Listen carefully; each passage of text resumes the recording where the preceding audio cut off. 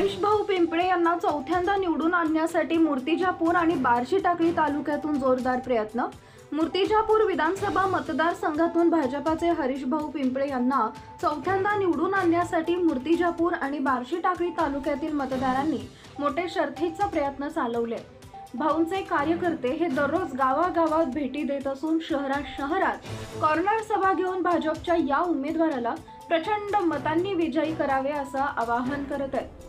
तर दुसरीकडे आमदार पिंपळे हे गोरगरिबांच्या सुखदुःखामध्ये सहभागी होत असल्यामुळे सर्व लोकांचा कल हरीशभाऊ पिंपळे यांच्याकडे दिसून येतोय। यापूर्वी आमदार हरिभाऊ पिंपळे यांचे बाबत अनेक तर्कवितर्क केले जात होते। पिंपळे यांना उमेदवारी मिळणार नाही, आता पिंपळे हे निवडून येणार नाही, त्यांनी 15 वर्षात काय केलं असा अनेक प्रश्न काही लोक करत होते। परंतु आमदार पिंपळे यांच्याबाबत आज मूर्तिजापूर मतदारसंघातील परिस्थिती फार बदललेली आहे।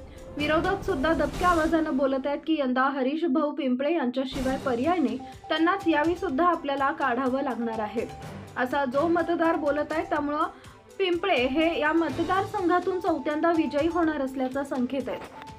मतदारसंघातील लोकांची प्रामाणिक इच्छा आहे की चौथ्यांदा आमदार हरीश पिंपळे यांनाच निवडून देऊया असा संकल्प सुद्धा अनेक मतदारांनी केला आहे।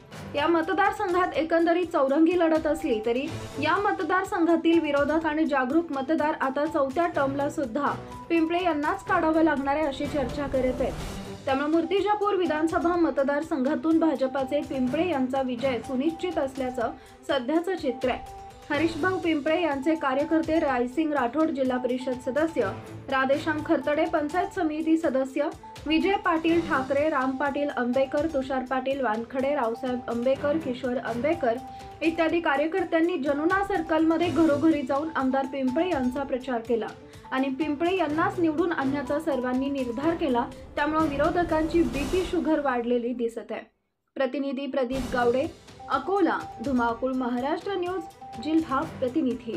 छत्रपति शिवाजी महाराज की।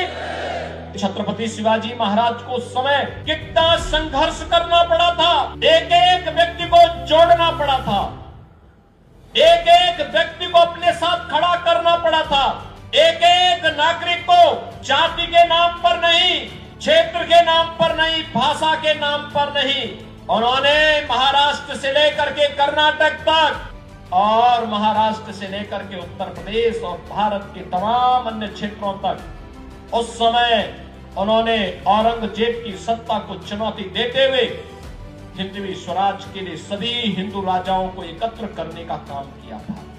ये इतिहास हम सबको यही प्रेरणा दे रहा है और मैं तो केवल एक लाइन में अपनी बात कह रहा हूं और एक लाइन की बात यही है कि पटो मत। जय श्री राम।